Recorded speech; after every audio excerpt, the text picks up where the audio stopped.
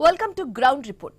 రోజు రోజుకు విస్తరిస్తూ పోతున్న ఏలూరు నగరంలో ప్రజా ఆరోగ్యంపై పాలకులు నిర్లక్ష్యం వహిస్తున్నారు. లక్షలాదిగా పెరిగిపోయిన జనాభా నుంచి సేకరించిన వ్యర్థాలను శాస్త్రీయంగా నిర్వీర్యం చేసే ప్రయత్నంలో విఫలమవుతున్నారు. డంపింగ్ యార్డ్లో టన్నుల్లో చెత్త నిల్వలు ఎందుకు పేరుకుపోతున్నాయి? రీయూజ్, రెడ్యూస్, రీసైక్లింగ్ అంటూ స్వచ్ఛ భారత్, స్వచ్ఛ ఆంధ్ర కార్యక్రమాలు ప్రచార ఆర్భాటాలేనా? కొండలను తలపించే చెత్త కుప్పలు తగలబెట్టుతుందెవరు? డంపింగ్ యార్డ్ తరలింపుపై ఎన్నికల్లో హామీ ఇచ్చిన కూటమి ప్రభుత్వం ఎలాంటి చర్యలు తీసుకుంటుంది? వేలాది మంది నివసించే వైఎస్ఆర్ కాలనీ పైకి కమ్ముకొస్తున్న వాయు కాలుష్యంపై I News Eluru report Bhargav అందిస్తున్న గ్రౌండ్ రిపోర్ట్ ఇప్పుడు చూద్దాం. కార్పొరేషన్ కు ఎదిగినటువంటి ఏలూరు నగరపాలక సంస్థ పరిధిలో ఉన్నటువంటి వెంకటాపురం పంచాయతీగా మొన్నటి వరకు ఉంది. ఇప్పుడు ఆ పంచాయతీలను కూడా తనలో కలుపుకున్నటువంటి కార్పొరేషన్లో ఇక్కడ ఉన్నటువంటి వేలాది మంది ప్రజలు ఏ విధంగా ఇబ్బందులు పడుతున్నారు, సుదీర్ఘకాలంగా ఇక్కడ ఉన్నటువంటి డంపింగ్ యార్డ్ వల్ల ఎటువంటి అనారోగ్యాలు వారిని వెంటాడుతున్నాయి. ఇక్కడ ఉన్నటువంటి వైఎస్ఆర్ కాలనీ పోనంగిలో ఉన్నటువంటి దాదాపు 7,000 మంది జనాభా రక్షణ కోసం మున్సిపల్ శాఖ కానీ, పర్యావరణ శాఖ కానీ, అలాగే కాలుష్య నియంత్రణ మండలి కానీ ఎటువంటి జాగ్రత్తలు తీసుకుంటున్నాయి? ఇక్కడ వస్తున్నటువంటి అనారోగ్యాలకు సంబంధించి వైద్య ఆరోగ్య శాఖ ఏ విధంగా సేవలు అందిస్తుంది? కనీసం తాగునీటి కోసం కూడా రూపాయలు వెచ్చించి మరీ కొనుగోలు చేయాల్సినటువంటి దుస్థితి ఈ కాలనీ ప్రజలను ఎందుకు వెంటాడుతుంది? పాలకులు ఏం చెప్తున్నారు, ప్రజలు ఏమంటున్నారు, ప్రజా సంఘాలు ఏం చెప్తున్నాయి అనేది ఇవాల్టి గ్రౌండ్ రిపోర్ట్లో చూద్దాం. ఏలూరు వైఎస్ఆర్ కాలనీలో ఉన్నాం. వైఎస్ఆర్ కాలనీలో ఉన్నటువంటి ప్రజలు, గృహిణీలు కూడా ఇప్పుడు మనతో ఉన్నారు. అమ్మ చెప్పండి, ఎంతకాలం నుంచి ఉంటున్నారు మీరు ఇక్కడ? ఏంటి సమస్యలు ఏంటి? 20 ఏళ్ళు కాదండి, మనం 2005లో ఇచ్చారు ఇల్లు. 2007లో వచ్చామండి మేము. అయితే 2007లో నుంచి కూడా మాకు ఇదే సమస్య. అది వరకు ఒకసారి డంపింగ్ యార్డ్ కోసం వెళ్ళింది అధికారుల దగ్గరికి, అప్పుడు పట్టించుకోలేదు. మగవాళ్ళు కూడా వెళ్ళారు, అప్పుడు లేదు. ఇప్పుడు కూడా చాలా ఇబ్బందిగా ఉంది, అధికారులా మాట్లాడరు. అంటే ఏంటి ఇబ్బంది? అంటే ఏం జరుగుతుంది ఇక్కడ? ఈ డంపింగ్ యార్డ్ కాల్ చేయటం, ఆ పొగ, మరేమో కాలువలు తీసి చెత్త కాల్ చేయటం, ఈ పొగ. మరి ఇంకెవరిని వెళ్ళి అడుగుతాం చెప్పండి? చిన్నపిల్లలతో ఉన్నాం, అందరూ ఉన్నాం. అంటే మేము ఇక్కడ చెత్త అసలు కాల్చట్లేదని చెప్పి అంటున్నారు వాళ్ళు. మరి మీరు ఎంత లెక్క చూశారు? ఎంత లెక్క చూశారు? 50కి చూశారు. మరి ఇగోండి అక్కడ చూడండి, అక్కడ వెళ్ళి చూడండి. మరి వస్తున్నారు రావడం చెత్తోళ్ళు, మరి చేస్తున్నారు. ఎలా కాలుతున్నారు ఏంటి అన్నది మనకు తెలియదు. తీసుకెళ్లే వాళ్ళు ఎప్పుడు లారీకి వస్తారు, ఆ లారీ మునిగిపోయాక మళ్ళీ దీన్ని. మీరు ఎంతకాలం నుంచి ఉంటున్నారు? ఏంటి ఇక్కడ పరిస్థితి? మేము కాలనీ ఇల్లు వచ్చినప్పుడే మేము దిగిపోయామండి, అద్దె కట్టలేక. దిగిపోయిన తర్వాత ఉంటుంటే మంచినీళ్ళు ఉండే కదా, ఏమి ఉండేవి, అన్నీ బాగానే ఉన్నాయి. ఇప్పుడు ఆ పొగకి, ఆ దుమ్ముకి మేము ఉండలేకపోతున్నామండి. ఎవరితో చెప్పుకుందామన్నా ఎవరు పట్టించుకోరు ఏంటి అని మేము బాధపడుతున్నాం. చాలా ఏం జరుగుతుంది అసలు? కాలిపోతుంది అక్కడ. పొద్దుగుకేటప్పటికి ఓ పొగతోను, పిల్లలతో, చంటి పిల్లలతో ఉన్నామేమో, ఎంత బాధపడుతున్నాం, నరకం. ఆ చెత్త అంతా అన్నంలోనూ కూరల్లోనూ కూడా పడిపోతుంది. మీరు ఎవరన్నా ఎప్పుడైనా వచ్చినప్పుడు చూపెడతాం. కాలుతారండి. మేము ఏంటి వీళ్ళు వచ్చారు దేవుళ్ళగా అనుకుని మేము చెప్పడానికి అవకాశం అయ్యిందండి. కాలువలు అయితే చూడండి ఒకసారి మీరు, నీళ్లు అసలు వెళ్తలా. మేము తీసుకోవడమే. నిన్న చివరిదాకా నేను వెళ్ళి తీసాను. వాళ్ళు వీళ్ళు గొడవలు ఆడుకుంటున్నారు బాబు అని. మరి ఇలా ఉందండి. మరి చేయవలసిన మంచినీళ్ళు మీకు బాగానే వస్తాయా? మంచినీళ్ళు ఎలా తాగుతారు? మంచినీళ్ళు మాకు లేవండి, కొనుక్కోవడమే. ఫిల్టర్ నీళ్ళు అమ్ముతారు, 10 రూపాయలు, ఇంటికి వచ్చి పోతారు, కొనుక్కుంటాం. ఈ నీళ్ళు ఇలాగా. మరి అదే మీరు ఎంతకాలం నుంచి ఉంటున్నారు? ఏంటి మీరు ఏ రోడ్లో ఉంటున్నారు? మాది ఇల్లే, ఇక్కడే ఉంటున్నామండి, 15 రోడ్డు. కానీ ఇదండి కాల్ చేస్తున్నారండి. అదో మా డాబా మీద చూడండి, అత్త ఎంత వస్తుందండి, వాటర్లో నాటిల్లో పడిపోతుంది. చెప్పినా సరే అసలు పట్టించుకునే వాళ్ళు లేరండి. అసలు అది చూడండి ఒకసారి, అది రైతు మిత్ర అంటున్నారు. అది దాని ఎదురులో చూడండి, ఎన్నిసార్లు చెప్తున్నామండి కొద్దిగా క్లీన్ చేయించండి. ఇదంతా దోమలతోటి బాధపడుతున్నాం మేమంటే. అసలు లేదండి, పట్టించుకునే వాళ్ళు ఉంటారు అసలు అండి ఎవరు కూడా. అంటే ఎలాంటి సమస్యలు వస్తున్నాయి? వృద్ధులు కూడా ఉంటారు, పిల్లలు ఉంటారు. జ్వరాలండి, అత్తమాడు జ్వరాలండి. మా ఇంట్లోనే 3 సార్లు వచ్చినాయండి జ్వరాలండి. చెప్తున్నా సరే ఎవరో ఉంటారు. అసలు వాటర్ కూడా ఉప్పు వాటర్ అండి, మామూలు మంచినీళ్ళు రావట్లేదండి మాకు, కొనుక్కుంటాం మేము అంతే. ఇక ఇదేంటి చూడండి, మీరు ఒకసారి చూస్తే మీకు తెలిసిపోద్దండి. వాటర్ ట్యాంక్ పెట్టారు కదా, ఈ నీళ్ళు ఏం బాగోట్లేదు అసలు. ఉప్పు వాటర్ అండి, అది ఉప్పు వాటర్ అండి. ఇక్కడ మంచినీళ్ళు వాటర్ ఉండదండి. మేము స్నానాలకి, బట్టలకి అంతవరకు అండి ఇట్లా ఆ నీళ్ళండి. ఎంతసేపు మేము బయట నుంచి తెచ్చుకోవాల్సింది నీళ్ళండి, వాటర్ అండి, కొనుక్కుంటామే. ఇంట్లోకి వచ్చి పోస్తారండి నీళ్ళు అంతే. మరి ఇప్పుడు రోగాలు బారిన పడుతున్నారు. ఇక్కడ మరి హాస్పిటల్ చూస్తే ఇంకా తీసలేదు. అసలు వైద్య సేవలు అన్న అంతే మీకు? ఆ హాస్పిటల్ అండి ఒక టాబ్లెట్ ఉండవండి, ఏముండవండి, ఎప్పుడు ఏముంటా కూడా తెలియదండి. మేము అసలు ఇక్కడికి వెళ్ళం కూడా అండి. మా కాలనీ పక్కన డంపింగ్ యార్డ్ ఉందండి. దానివల్ల అందరూ రోగాలతో రొప్పులతో బాధలు పడుతున్నాము. వర్షాకాలం వస్తేనేమో వాసన వచ్చేస్తుంది, ఎండాకాలం వస్తేనేమో దుమ్ము దోగర అంతా వచ్చేస్తుందండి. దానివల్ల మేము చాలా ఇబ్బంది పడుతున్నాము. ఉప్పు నీళ్ళు లేవు, ఉప్పు నీళ్ళే వాడుకుంటున్నాం, ఉప్పు నీళ్ళే చేస్తున్నాం. మంచినీళ్ళు వచ్చేస్తాయి అని ఎప్పుడో చెప్పారండి. మేము ఇక్కడికి వచ్చి 18 సంవత్సరాలు ఇప్పటికి వచ్చి మంచినీళ్ళు కావాలంటే ఏలూరు వెళ్ళి తెచ్చుకోవడమేనండి. 40 రూపాయలు ఛార్జీ ఖర్చు పెట్టి ఒక చుక్క మంచినీళ్ళు లేవండి. ప్రతి ప్రభుత్వం వచ్చినప్పుడు మంచినీళ్ళు అంటమే కానీ వచ్చింది లేదండి. అదండి ఇక్కడ ఉన్న సమస్య మాత్రం డంపింగ్ యార్డు మంచినీళ్ళు అండి. మాకు చాలా ఇబ్బందిగా ఉందండి. మా అత్తగారు మంచంలోంచి లెగట్లేదండి. ఆవిడ అసలు మంచం మీదే ఉండిపోయింది. అలాగా 6 సంవత్సరాల నుంచి మంచం మీదే ఉందండి ఆవిడ. ఆ నీళ్లు తాగడం వల్ల, ఆ వాసన వల్ల, ఆ చెత్త తగలడటం వాసన వల్ల ఆవిడ లగట్లేదండి. అసలు పొగ వస్తుందండి. పొగ రాత్రులు 6 గంటలకు పెట్టేస్తారండి. పొగ 6 గంటల నుంచి రాత్రి 1 గంట 2 దాకా పొగేనండి. పడుకుంటాకు ఉండదు, ఏముండదు. ఇదండి మా సమస్య. మాకు మంచినీళ్ళు ఈ డంపింగ్ యార్డ్ సమస్య ఉందండి ఇక్కడ. మాకు దానివల్ల మాకు చాలా ఇబ్బందిగా ఉంటుంది. ముక్కు కూడా మంట వచ్చేస్తుందండి. ముక్కు మంట వచ్చేస్తుంది పొగ పేర్చడం వల్ల. తర్వాత దగ్గులు వచ్చేస్తున్నాయి, గొంతు కూడా మంట వస్తుంది. మరి ఇంట్లో ఆపరేషన్ చేయించుకున్న మనిషి ఉన్నాడండి. మరి ఆయన దగ్గాలంటే ఏం దగ్గుతాడండి కుట్ల మీద. మమ్మల్ని ఆ పొగ నుంచి కొంచెం మమ్మల్ని తప్పిస్తారు. ఆ డంపింగ్ యార్డ్ వాసన ఒక్కసారి అండి, మరి కుక్కలకి వెళ్తున్నాయో ఎవరికి వెళ్తున్నారో తెలీదు. వాసన అండి, అసలు వాసన ఎటువంటి వాసన వస్తుందో, కంపు వచ్చేస్తుంది. ఏ మహారాజు ఎక్కినా కానీ తీపెత్తలేదు. మరి వాళ్ళు ఓట్లేసి మేము గెలిపించుకునేది మా బాధలు కొంచెం అర్థం చేసుకుంటారనే కదండి. నమస్కారం అండి. మేము ఈ కాలనీకి వచ్చి సుమారు 18 సంవత్సరాల నుంచి 20 సంవత్సరాల వరకు పూర్తయిపోయింది. అప్పటి నుంచి మా పరిస్థితి ఇలాగే ఉంది. మా ఈ కాలనీ పక్కనే ఉన్నటువంటి ఈ డంపింగ్ యార్డు కొన్నాళ్ళ పాటు తగలబెట్టేస్తారు. తగలబెట్టేసినప్పుడు ఆ పొగంతా వచ్చేసి మా కాలనీ మొత్తం కమ్మేస్తుంది అనమాట. దాంతో ఏంటంటే తీవ్రమైన శ్వాసకోశ సంబంధించిన రోగాలు వస్తున్నాయి. ఆ తర్వాత దగ్గు అలాంటివి కూడా మాకు వస్తున్నాయి. మేము అనుకునేది ఏంటంటే ఈ కాలనీ కంటే ముందే నుంచే అది డంపింగ్ యార్డ్ అయితే ఉంది. మేము చాలాసార్లు ప్రభుత్వం దృష్టికి కూడా తీసుకెళ్ళాం, నాయకులను కూడా సంప్రదించాం. బాగా పొగ చేస్తుందండి. ఇది తగలబెడతారు. ఇప్పుడు మీరు చూస్తున్నారు, చిన్నపాటి చెత్త తగలబెట్టేస్తారు. ఆ తగలబెట్టినప్పుడు ఏముంటుందంటే కాలనీ మొత్తం పొగ కమ్మేస్తుంది. గాలి ఎటువైపు ఇస్తే అటువైపు కమ్మేస్తుంది. కొన్నాళ్ళ పాటు మా వైఎస్ఆర్ కాలనీ గాలి వీసినప్పుడు ఇటేపు కమ్మేస్తుంది, లేదంటే ఇటు నుంచి గాలి వీసినప్పుడు అటేపు పోడంగి సంబంధించిన ఊళ్ళు అటేపు గాలి కమ్మేస్తుంది. ఎటు తిరిగితే అటు అనమాట. ఈ చుట్టుపక్కలన్నీ కూడా ఇప్పుడు కొత్తగా మళ్ళీ ఇంకో కాలనీ కట్టారు, పోడంగి. ఇది కూడా ఇది వైఎస్ఆర్ కాలనీ. ఆ 2 కాలనీలకు సంబంధించి ప్రజలు ఇబ్బంది పడుతూనే ఉన్నారు. పోడంగి ఊళ్ళో వాళ్ళు కూడా ఇక్కడ చాలా ఇబ్బందికరంగా ఉంది. సాయంత్రం 5-4 డంపింగ్ యార్డు అంటిస్తారండి, తగలబెడతారు. అది మొత్తం కాలిపోయి బూడిది ఎగిరిపోయి మసి అలాగే ఎగిరొచ్చి ఇళ్లలో పడిపోద్ది, నీళ్ళల్లో పడిపోద్ది. పైన బట్టలు ఆరేసుకుంటే అబ్బా చాలా ఇదిగా ఉంటుందండి మా పరిస్థితి. నీళ్ళ నిండా పడిపోద్ది. సాయంత్రం వచ్చి పనులకి వెళ్ళొచ్చి చూసుకుంటే ఈ నీళ్ళు పనికిరావు. మళ్ళీ అవి పారబోసి మళ్ళీ పట్టుకోవాలి. మంచినీళ్ళు పెట్టుకుంటే మంచినీళ్ళకి ఇంట్లోకి కూడా వచ్చేస్తుందండి. దానివల్ల మేము దగ్గుతున్నా చేతున్నా కపం వెళ్ళిపోయి ఆ మసి అంతా వెళ్ళి కపం కూడా అదే వస్తుందండి. ఆ బోగర వెళ్ళిపోతుంది, ఆ దోగరంతా లోనికి వెళ్ళిపోతుందండి. పనులు చేసుకుని వస్తుంటాంగా మా ఊపిరి అందదు. నాకైతే ఊపిరి అందదండి. ఎవరి సమస్య ఏమో కానీ నాకైతే ఆస్తమా ఉన్న మనిషిని ఏమో ఊపిరి అందదు. ఒక్కోసారి ప్రాణం పోద్దేమో అనిపిస్తుంది. అలా ప్రాణం పోయిన వాళ్ళు చాలా మంది ఉన్నారులేండి. ఇలా ఈ టైంలో మసి పెట్టినప్పుడు పొగ అంటిచ్చేసినప్పుడు ఊపిరి అందకం ప్రాణాలు పోయిన వాళ్ళు ఉన్నారు. అందుబాటులో లేవండి. మేము ఏలూరుకి ఎక్కడికో వెళ్ళాలి. అది అంబులెన్స్ వచ్చి మమ్మల్ని తీసుకెళ్లేదాకా మేము ఉంటామని లేదండి.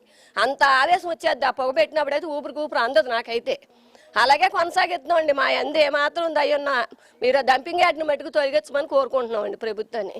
పడేసిన దాని మీద రేతనకుండా పగలనుకుండా తగలబెట్టేస్తున్నారు. ఆ వాసనకి పిల్లలు జల్లలు పడిపోయి అనేక వ్యాధులతో రోగాలతో వత్తనియ్యి. అవి పట్టించుకునే వాళ్ళే లేరు. ఏంటి ఏదంటే మేము ఉన్నాము అని అన్నమాట వచ్చి ఇంటింటికి వచ్చి ఓట్లు ఎలక్షన్ వేసి వరదక్కడ వాళ్ళ ఇంటికి వచ్చి బాగానే చెప్తారు, కానీ ఏది చేసింది లేదు.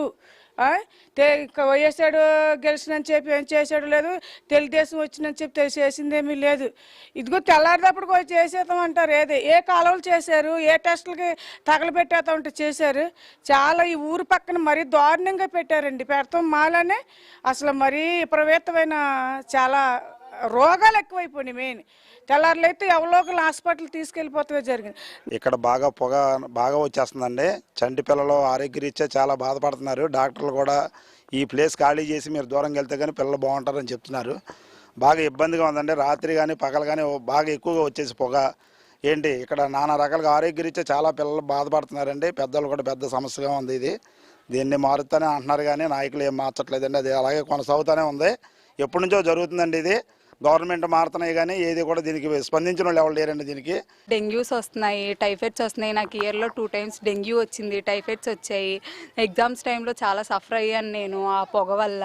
ప్లస్ వాటి వల్ల చాలా హెల్త్ పాడైపోతుంది ఆ పొగను పీల్చడం వల్ల. చిన్నపిల్లలు ఇక్కడే ఆడుతున్నారు, ముసలి వాళ్ళు ఉంటున్నారు, వాళ్ళకి అందరికీ హెల్త్ పాడైపోవడం అవుతుంది. చదువుకునే పిల్లలకైతే ఇంకా ఇబ్బందిగా ఉన్నది. ఒకసారి గవర్నమెంట్ మా తరపు నుంచి థింక్ చేయాల్సిందిగా కోరుతున్నాం. ముసలి వాళ్ళు బాగా దారుణంగా ఉంటుందండి. ముసలి వాళ్ళు చాలా దారుణంగా ఉందండి. ముసలి వాళ్ళకి చూస్తున్నాం ఇక్కడ ఉన్నటువంటి ఆ రైతు భరోసా కేంద్రం చూడొచ్చు మనం క్లియర్గా కూడా ప్రజలు ఆవేదన చెందుతున్నారు. ఇక్కడ ఉన్నటువంటి పొగంతా వచ్చి దుమ్మంతా వచ్చి ఇక్కడ ఉన్నటువంటి దృశ్యాలు కూడా మనం క్లియర్గా చూసుకోవచ్చు. దాదాపు ఎన్ని రోజుల నుంచి ఇంకా దారుణమైనటువంటి పరిస్థితి ఉందనేది కూడా ఇక్కడ ఉన్నటువంటి బూడిదంతా కూడా చూస్తే కూడా మనకు అర్థమవుతుంది. ఇక్కడ అలాగే అసలు ఒక రైతు భరోసా కేంద్రం ఇది వైఎస్ఆర్ కాలనీలో, ఇది ఎంత అధ్వాన స్థితిలో ఉందని చూడొచ్చు. అలాగే విలేజ్ క్లినిక్ ఉంది, అక్కడ కనీసం ఇంకా డాక్టర్ రాలేదు. ఒకవేళ వచ్చినా కూడా అందులో కనీసం మందులు కూడా ఏమీ ఉండవు, ఎటువంటి ఉపయోగం లేదు అంటున్నారు. భద్రత లేదు. ఓవరాల్గా చూస్తే వైఎస్ఆర్ కాలనీలో ఉన్నటువంటి ప్రజలకైతే నిత్యం దైనందినం కూడా దాదాపు దారుణమైనటువంటి పరిస్థితులు ఎదుర్కొంటున్నాయి. ప్రధానంగా పొల్యూషన్ వల్ల కూడా వారు తీవ్ర అనారోగ్యాల బారిన పడుతున్నామనేది కూడా వారి నుంచి ఆవేదన అయితే వినిపిస్తుంది. ఏలూరు కార్పొరేషన్ పరిధిలోని వైఎస్ఆర్ కాలనీలో ప్రజలు పడుతున్నటువంటి ఆవేదనకు సంబంధించి అక్కడ ఉన్నటువంటి అనారోగ్య సమస్యలకు సంబంధించి కూడా ప్రజా సంఘాలు పోరాడుతూనే ఉన్నాయి. దీని మీద ఒక SMS ఉద్యమాన్ని కూడా స్థానికంగా ఉన్నటువంటి DYFI నాయకులు కూడా చేశారు. ఇప్పుడు మనతో పాటు ఉన్నారు. ఏంటి చెప్పండి, మీ కాలనీలో ఉన్నటువంటి ప్రజల ఇబ్బందుల మీద మీరు ఒక SMS పోరాటం చేస్తున్నారు. ఏంటి దాని ఉద్దేశం ఏంటి, ఎలా చేశారు? మాకు వచ్చేసి డంపింగ్ యార్డు పక్కనే వైఎస్ఆర్ కాలనీకి సంబంధించి డంపింగ్ యార్డ్ అనేది ఒకటి ఉంది. అది గత 20 ఏళ్ళ నుంచి నిర్వహిస్తూ ఉన్నారు. అయితే ఇప్పుడు ఏంటంటే ఆ డంపింగ్ యార్డ్ నుంచి డైలీ ఎటువంటి ఇంటిమేషన్ లేకుండా ప్రజలకి మున్సిపల్ అధికారులు కానీ ఎవరో ఒకరు వాళ్ళు ఫైర్ చేస్తూ ఉన్నారు. అలా ఫైర్ చేయడం వల్ల డంపింగ్ యార్డ్ నుంచి వచ్చే పొగ ఏదైతే ఉందో మొత్తం వైఎస్ఆర్ కాలనీ ఏరియా మొత్తాన్ని కూడా కమ్మేస్తూ ఉంది. దీనివల్ల ఏంటంటే లోకల్లో ఉన్నటువంటి పిల్లలు కానీ పెద్దలు కానీ ఈ శ్వాసకోశ సమస్యలతో అనేకంగా ఇబ్బందులకి గురవుతూ ఉన్నారు. మేము గత ప్రభుత్వంలో ఎవరైతే ఆల్నాని గారు ఉన్నారో ఆయన గడప గడపకి వచ్చినప్పుడు మేము రికమెండేషన్ ఇవ్వడం జరిగింది. అయితే ఆయన మేము చూస్తాము చేస్తాము అని చెప్పేసి అన్నారు. కానీ అదే టైంలో బడేటి చంటి గారు ఏదైతే ఉన్నారో ఆయన కూడా ఇంటింటికి ప్రచారానికి తిరిగినప్పుడు మీకు ఈ డంపింగ్ యార్డ్ వల్ల పెద్ద సమస్య ఉంది, ఏదైనా సరే మేము అధికారంలోకి రాగానే ఈ డంపింగ్ యార్డ్ సమస్యని ఇక్కడ నుంచి తరలించేసి ఈ సమస్యను లేకుండా చేస్తాము అని చెప్పేసి అన్నారు. కాకపోతే ఏంటంటే అధికారంలోకి వాళ్ళు వచ్చి 2 సంవత్సరాలు అవుతుంది. కానీ డంపింగ్ యార్డ్ యూస్ అనేది ఇప్పుడు వచ్చి అసలు పట్టించుకొని పరిస్థితి ఉంది. రీసైక్లింగ్ అనేది పూర్తి స్థాయిలో జరగట్లేదు. ఆ రీసైక్లింగ్ పూర్తి స్థాయిలో జరగకపోవడం వల్ల చెత్త ఇంకా ఎక్కువ పెరిగిపోతుందని చెప్పి వాళ్ళు ఏం చేస్తున్నారు, తగలబెడతా ఉన్నారు. అలా తగలబెట్టడం వల్ల ఈ పొగ అనేది బయటకు వచ్చేస్తూ ఉంది. ఇలా మొన్న గతంలో చూసుకుంటే వరుసగా ఒక 10 రోజులు కంటిన్యూగా ఏలూరు వరకు కూడా వచ్చేసింది ఈ పొగ. ఎందుకు వచ్చిందంటే వాళ్ళని మేము అడుగుతూ ఉంటే ఎవరో పిచ్చమ్మాయి తగలబెట్టేసిందని చెప్పేసి స్థానికంగా ఉన్న నాయకులు కానీ ఎమ్మెల్యే ఆఫీస్ నుంచి కానీ ఈ సమాచారం అందిస్తూ ఉన్నారు. మేము దాన్ని ప్రశ్నించినందుకు స్థానికంగా ఉన్న నాయకులు ఎవరైతే ఉన్నారో మా నాయకుల మీద మిగతా వాళ్ళ మీద ఇళ్ళకెళ్ళి వాళ్ళని బెదిరించే ప్రయత్నాలు అయితే చేస్తూ ఉన్నారు. ఈయన బడేటి చంటి ఏదైతే ఉన్నారో ఆయనే హామీ ఇచ్చారు మేము తీసేస్తామని చెప్పి. సో ఆయనకి మళ్ళీ ఒకసారి తెలియజేయాలి అని చెప్పి మేము DYFIగా ఏం చేసామంటే సో ఎమ్మెల్యే చంటికి వాట్సాప్ నెంబర్ ఏదైతే ఉందో మామూలుగా పర్సనల్ నెంబర్ ఏదైతే ఉందో దానికి ప్రతి ఒక్కరు కూడా స్థానికంగా ఉన్న ప్రజలు కానీ బయట ఏలూరు మొత్తం కూడా వైఎస్ఆర్ కాలనీకి పడే సమస్యని ఏలూరు మొత్తం ఉన్న ప్రజలు కూడా గమనించి దానికి SMS క్యాంపెయిన్ని సక్సెస్ చేశారు. అయితే ఏంటంటే ఆయన SMS క్యాంపెయిన్ చేసినప్పుడు ఎవరైతే ఆయనకి మెసేజ్ పెట్టారో వాళ్ళందరి డేటా తీసుకొని ఏ ఏరియా నుంచి అయితే వెళ్ళారో స్థానిక నాయకులు పెట్టిన వాళ్ళందరికీ కూడా బెదిరింపులు చేయడం జరిగింది. అంటే ఏమన్నా వస్తే నెక్స్ట్ ఎలక్షన్ వస్తున్నాయి కదా, ఈ టైంలో వీళ్ళు కనుక ఈ పాయింట్ రేస్ చేస్తే మనం ఓడిపోతాం అనే సిచ్యువేషన్లో వాళ్ళు ఊహిస్తున్నారు. అందుకని స్థానిక నాయకులు ఎవరైతే ఉన్నారో వాళ్ళందరితో ఈ ఇష్యూని కామప్ చేద్దామని చెప్పేసి చూస్తూ ఉన్నారు. ఆ ప్రాంతంలో మేము ఇంటింటికి వెళ్తుంటే కనీసం తాగడానికి కూడా మంచినీళ్ళు రావట్లేదు, ఉప్పు నీళ్ళు వస్తున్నాయి అంటున్నారు. అక్కడేమో పెద్ద పెద్ద ఓవర్ హెడ్ ట్యాంకులు 2 నిర్మించారు. అలాగే ఈ గతంలో NTR సుజల శ్రవంతి పథకంలో కూడా వాటర్ పెట్టి అన్నారు. వాటర్ ఫెసిలిటీ ఎలా ఉంది? వైఎస్ఆర్ కాలనీలో వాటర్ మంచినీటి దొరికి నాకు తెలిసి ఒక 6 సంవత్సరాలు అయిపోయి ఉంటుంది. గత హయాంలో ఉన్నప్పుడు ఏంటంటే ఒక వాటర్ ప్లాంట్ ఉండేది. దాని తర్వాత అది ఇబ్బందుల వల్ల ఆగిపోయింది. తర్వాత బడేటి బుజ్జి గారు రాగానే ఆయన ఎన్టీఆర్ సురేంద్ర సమంతి అనే పేరుతో 2016లో ఒక వాటర్ ప్లాంట్ని ఓపెన్ చేశారు. దాని ద్వారా వైఎస్ఆర్ కాలనీ మొత్తానికి వాటర్కి ఇబ్బంది లేకుండా ఉంది. అయితే ఒక 3-4 సంవత్సరాలు అవ్వగానే 2019-20 ఆ టైంలో ఆ వాటర్ ప్లాంట్ అనేది క్లోజ్ అయిపోయింది. ఆ వాటర్ ప్లాంట్ క్లోజ్ అవ్వడం వల్ల ఏంటంటే ఇప్పుడు ఉన్న ఎవరైతే స్థానికంగా ఉన్నారో మాజీ ఎంపీటీసీలు ఎవరైతే ఉన్నారో టీడీపీకి సంబంధించిన వాళ్ళు ఏం చేశారంటే ఆ వాటర్ ప్లాంట్ని కబ్జా చేసేసి సొంత అవసరాల కోసం, అంటే ఒక దాంట్లో ఏమో టిప్ టాప్ షాపు నిర్వహిస్తూ ఉన్నారు, ఇంకో దానికేమో ఏదో ఒక వాళ్ళకి రెంట్కి ఇచ్చేశారు. దానివల్ల ఏంటంటే ఇప్పుడు వీళ్ళు ఆ వాటర్ ప్లాంట్ని రెంట్కి ఇవ్వడమే కాకుండా ప్రజలకు మంచినీళ్ళు అనేది అందించలేకపోతున్నారు. దాని తోడు ఇప్పుడు అదే ఏదైతే ఎక్స్ ఎంపీడీసీ ఉన్నాడో అతను ఓన్గా ఒక వాటర్ ప్లాంట్ రన్ చేస్తున్నాడు ప్రైవేట్గా. సో అతను ఈ వాటర్ ప్లాంట్ని మూవ్ ఇచ్చేసి అతను ఓన్గా వ్యాపారం చేసుకోవడానికే ఇది చేశాడని మేము అనుకుంటా ఉన్నాం. ఒక 2000 ఇల్లులు ఉంటే అందులో ఒక 1500 మంది ఉండేవాళ్ళు. అయితే ఏంటంటే ఆ 1500లో ఒక 500 మంది ఇక్కడ నుంచి ఏలూరుకు బయటికి షిఫ్ట్ అయిపోయారు. అంటే ఈ అనేక ఇబ్బందుల వల్ల, ఈ వాటర్ ఇబ్బంది కానీ, ఈ డంపింగ్ యార్డ్ సమస్య కానీ, అనేక సమస్యల వల్ల ఏలూరు వెళ్ళిపోయారు. ఇప్పుడు ఏంటంటే బయట నుంచి వచ్చి వేరే వాళ్ళు అద్దెకి ఉండాల్సిన పరిస్థితి ఉంది. అంటే సొంత ఇల్లుని కూడా వదిలేసుకొని బయటికి వెళ్ళిపోయే పరిస్థితి వైఎస్ఆర్ కాలనీలో ఉంది. ఇక్కడ చూస్తున్నాం అంటే వైఎస్ఆర్ కాలనీలో ఉన్నటువంటి వాస్తవ పరిస్థితులు, అక్కడ ప్రజల ఆరోగ్యం కోసం పోరాడుతున్నటువంటి డివైఎఫ్ఐ నాయకుల ద్వారా కూడా మనం తెలుసుకుంటున్నాం. అక్కడ ప్రజలు కూడా పూర్తిగా ఆవేదన వ్యక్తం చేస్తున్నారు. ఖచ్చితంగా డంపింగ్ యార్డ్లో చెత్త తగలబడుతున్న మాట వాస్తవం. అక్కడ ఎలాంటి నిబంధనలు, పర్యావరణ నిబంధనలు పాటించకుండా దాన్ని నిర్వహిస్తున్న మాట వాస్తవంగా కూడా అక్కడ ఉన్నటువంటి పరిస్థితులు కూడా మనం చూసాం. ఇప్పటికైనా డంపింగ్ యార్డు తరలించాలనేది కూడా వారు ఒక డిమాండ్ చేస్తున్నారు. దీన్ని ఒక SMS ఉద్యమం రూపంలో స్వయంగా ఎమ్మెల్యే గారికి కూడా అటు మెసేజ్లు పంపించాము, కానీ దానికి ఇప్పటి వరకు ప్రతిఫలం లేదు. తమకు స్థానికంగా ఉన్నటువంటి నాయకుల నుంచి బెదిరింపులు కూడా వస్తున్నాయి అనేది వీరు ఆరోపిస్తున్నటువంటి పరిస్థితి. మరి దీని మీద ఏ విధంగా స్పందిస్తారు అధికారులు, పాలకులు అనేది కూడా వేచి చూడాల్సిన పరిస్థితి అయితే ఉంది.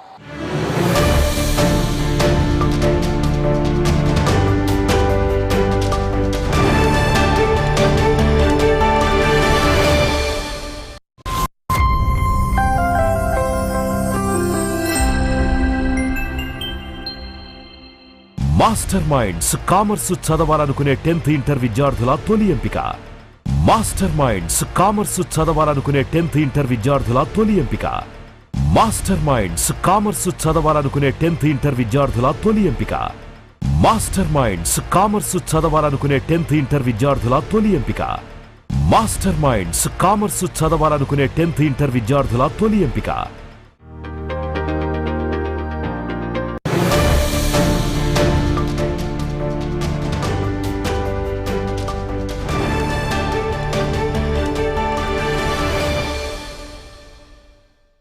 ఏలూరు వైఎస్ఆర్ కాలనీకి సంబంధించి ఉన్నటువంటి డంపింగ్ యార్డ్ సమస్యపై కూడా అటు అప్పటికే ఎన్నికల ముందు పాదయాత్ర చేసినటువంటి, తర్వాత ఎన్నికల్లో విజయం సాధించినటువంటి ఎమ్మెల్యే బడేటి చంటి గారు ఇప్పుడు మనతో ఉన్నారు.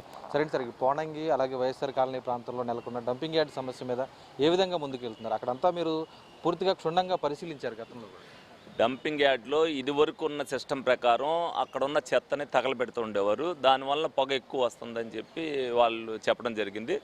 దాన్ని మేము అప్పుడు షిఫ్టింగ్ తగలబెట్టే పరిస్థితి ఉంటే షిఫ్టింగ్ చేసేస్తామని చెప్పాం. అది కూడా డిఎంఈకి చెప్పినప్పుడు వాళ్ళు ఆ సిస్టమ్ని మార్చి రీసైక్లింగ్ విధానాన్ని తీసుకొస్తాం, ఇక చెత్త తగలబెడతాం అనేది ఉండదు, దాన్ని అంతా కూడా ఏదైతే కాంపోస్ట్ యార్డ్కి కానీ 3 విభాగాలుగా చేసి దాన్ని అంతట్లో కూడా వేస్టేజ్ ఉన్నదాన్ని లిఫ్టింగ్ చేసేస్తామని చెప్పారు.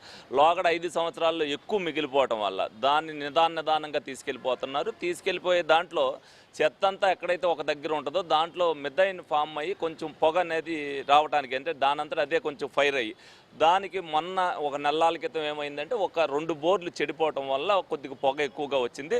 అయినప్పటికీ కూడా ఏదైతే ఉందో ఆ రోజున కూడా కలెక్టర్ గారి దృష్టిలోకి తీసుకెళ్తాం, వెంటనే 2 ఫైర్ ఇంజిన్ తీసుకెళ్ళాం. కాకపోతే 2 రోజులు పొగ ఎక్కువ రావటం వల్ల ఇబ్బంది ఉంది.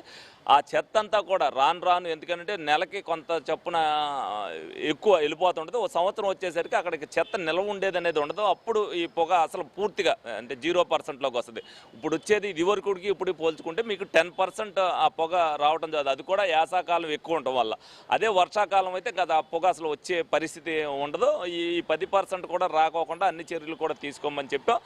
దానివల్ల ఏదైతే ఇప్పుడు ఆ చెత్త ఎత్తడం అనేది ఆ 10% కూడా ఏదైతే ఆ పొగ రాకోకుండా ఉండటం కూడా వారానికి ఒకసారి ఫైర్ ఇంజిన్ తీసుకుని ఆ పొగ కూడా రాకుండా ఏదైతే ఆ ఫైర్ అవుతుందో ఆ ఫైర్ను కూడా అదిమి పెడతానికి వాటరింగ్ చేయమని చెప్పడం జరిగింది.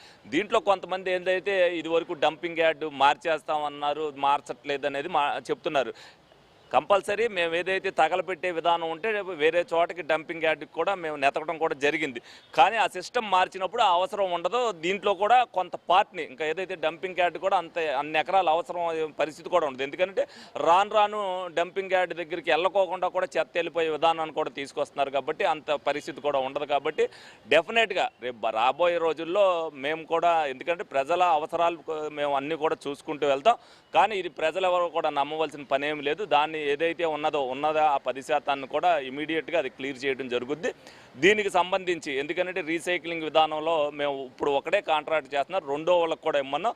రెండో వాళ్ళకి ఇస్తే 4 నెలల్లోనే ఆ చెత్త అంతా కూడా ఎత్తేయడం జరుగుద్ది. ఎందుకంటే యాసకాలం కాబట్టి ఇప్పుడు సెకండ్ వార్డుకి కూడా ఇచ్చేటట్టయితే ఉంటుందని చెప్పి వాళ్ళకి చెప్పడం జరిగింది. దాని మీద కూడా ఏదైతే మంత్రి గారు ఒక నిర్ణయం తీసుకుంటే ఆ రీసైక్లింగ్ విధానంలో కొత్త చెత్త ఎక్కువ భాగం వెళ్ళిపోయినప్పుడు ప్రజలకి ఇబ్బంది లేకుండా ఉంటుందని చెప్పి దాదాపు 4,000 మంది పైగా కూడా అక్కడ జనాభా నివసిస్తున్నారు. అక్కడ చాలామంది అనారోగ్యాలు, ఊపిరితిత్తుల సమస్యలు వచ్చినాయని కొంతమంది ఆరోపిస్తున్నారు, ఆవేదన వ్యక్తం చేస్తున్నారు. వారి ఆరోగ్యం గురించి ఏమన్నా ముందు జాగ్రత్తలు చర్యలు ఇప్పుడు మేము రోజు ప్రతి గురువారం కూడా ఇది పెడుతున్నాం. వాళ్ళు ఇందులో కొంతమంది కావాలని ఇచ్చేస్తున్నారు తప్పితే దాంట్లో ఆరోగ్య సమస్య వచ్చేది ఏం లేదు. మేము కూడా అక్కడ వెరిఫై చేయడం జరిగింది. ఒకవేళ నిజంగా వాళ్ళకి ఆరోగ్య పరిస్థితి ఉందనుకుంటే హెల్త్ డిపార్ట్మెంట్ వాళ్ళు ఇమీడియట్గా అసలు అక్కడ డంపింగ్ యార్డ్ని ఇమీడియట్గా తీసేయడం జరుగుద్ది. కానీ ఎట్టి పరిస్థితుల్లో కూడా అక్కడ పొగ రానప్పుడు వేరే వచ్చే విధానం ఏం లేదు. దాంట్లో కొంతమంది ఏదైతే ఉన్నారో అది ఇంతకుముందు మారుస్తూ ఉన్నారు కాబట్టి మార్చేయాలనేది ఇప్పుడు 50 దాంట్లో అక్కడ రమారమి 28 ఎకరాలు అనుకోండి. 28 ఎకరాలు కావాలంటే కుదిరే పరిస్థితి కాదు. అయినప్పటికీ కూడా దీంట్లో సగం అయితే సరిపోద్దన్న ఉద్దేశంతో మేము 14 ఎకరాలు నెతకడం జరిగింది. నెతికినప్పుడు వీళ్ళు ఏం చేశారంటే దీన్ని ఏదైతే డంపింగ్ గ్యాస్ని అసలు సిస్టమే మార్చాం కాబట్టి మనకి అవసరం లేదు, అది త్వరితగతిన మనం మొత్తం ఎత్తిచ్చేస్తే ఇబ్బంది ఉండదు అనేది ఉన్నది.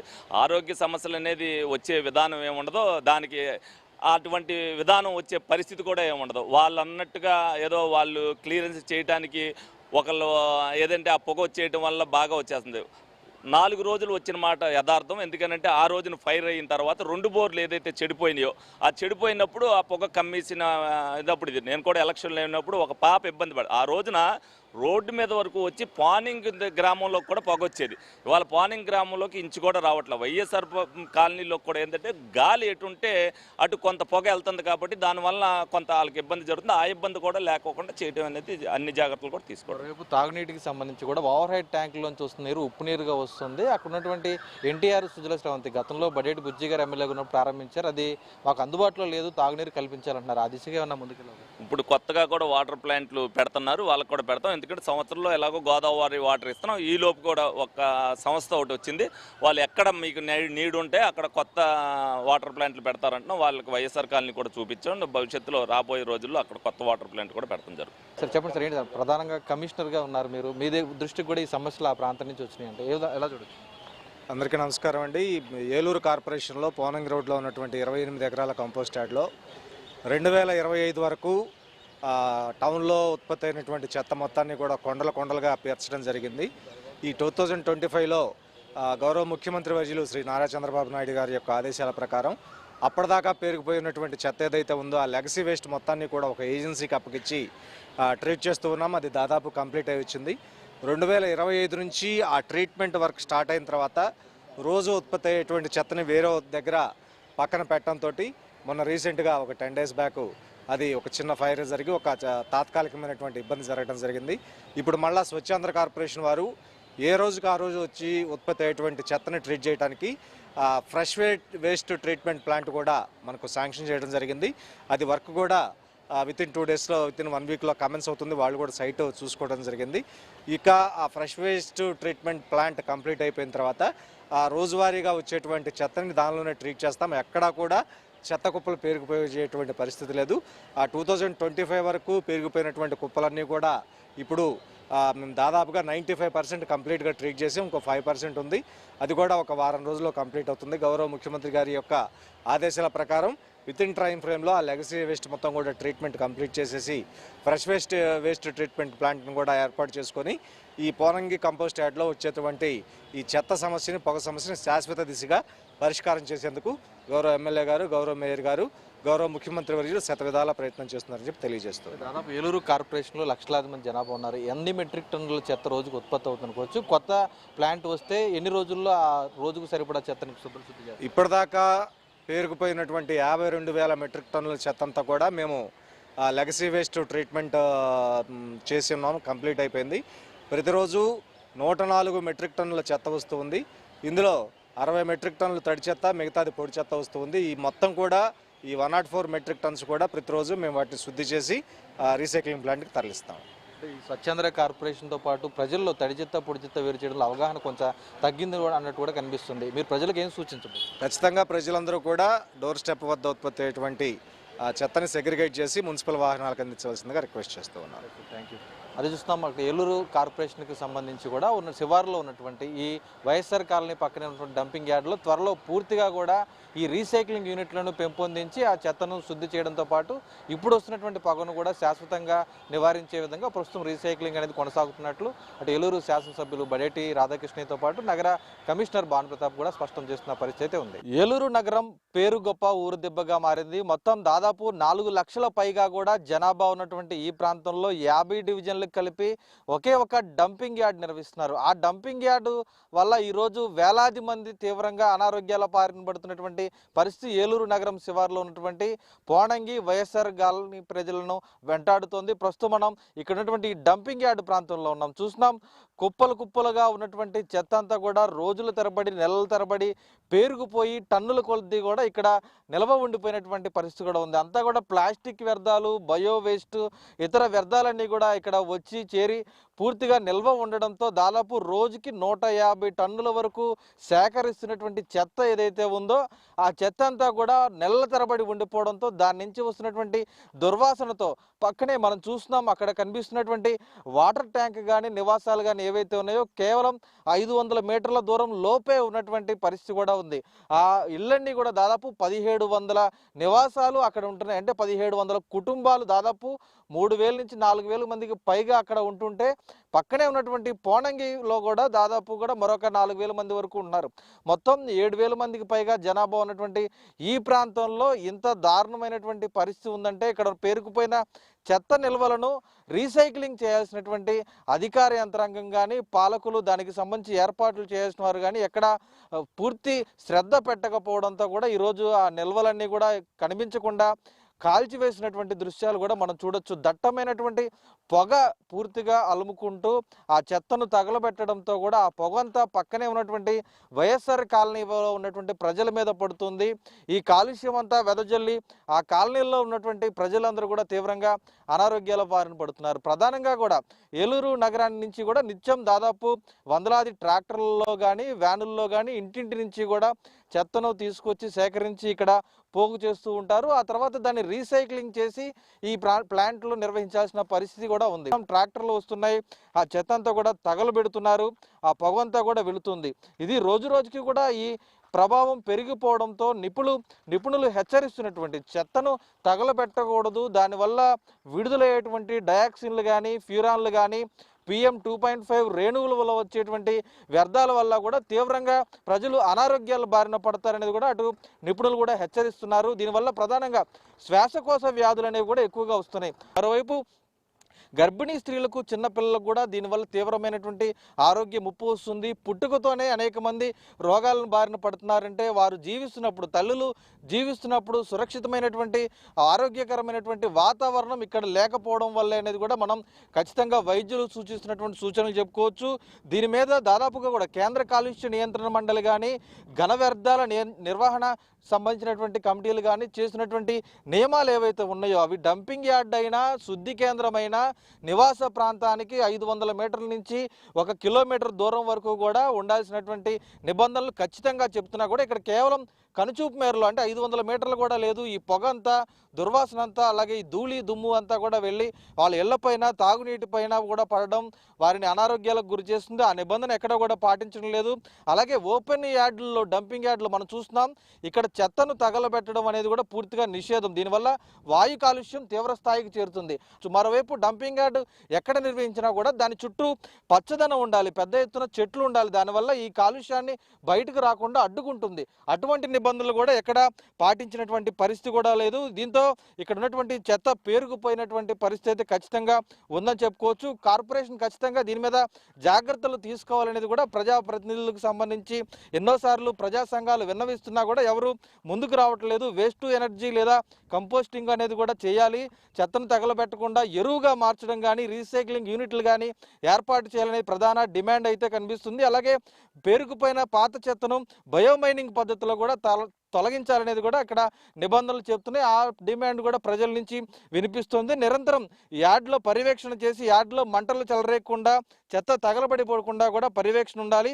అది కూడా ఇక్కడ ఎక్కడా కూడా లేదని కూడా చెప్పుకోవచ్చు. అలాగే దుర్వాసన రాకుండా శాస్త్రీయంగా కెమికల్ స్ప్రేలు కూడా కొడతా ఉండాలి. అటువంటి పరిస్థితి ఈ డంపింగ్ యార్డ్లో ఎక్కడా కూడా లేదు. ఈ నిబంధనలు అటు కేంద్ర రాష్ట్ర ప్రభుత్వాలు కేవలం కాగితాలకే పరిమితం అవుతున్నాయి తప్ప ఇక్కడ ఎటువంటి జాగ్రత్తలు కూడా తీసుకోకపోవడంతో డయాక్సిన్ అనేటువంటి ఒక వాయువు అత్యంత దారుణంగా కూడా వెదజల్లుతూ ఆ డయాక్సిన్ వల్ల ఈరోజు ప్రజలందరూ కూడా తీవ్రంగా అనారోగ్యాల బారిన పడుతున్నటువంటి దుస్థితి ఏలూరు కార్పొరేషన్ పరిధిలో ఉంది. ఇది మున్సిపాలిటీ నుంచి అప్గ్రేడ్ అయింది, కార్పొరేషన్ అయింది, కార్పొరేషన్ నుంచి స్మార్ట్ సిటీకి వెళ్ళింది. ఆ తర్వాత మళ్ళీ ఆ స్మార్ట్ సిటీని కూడా తొలగించారు.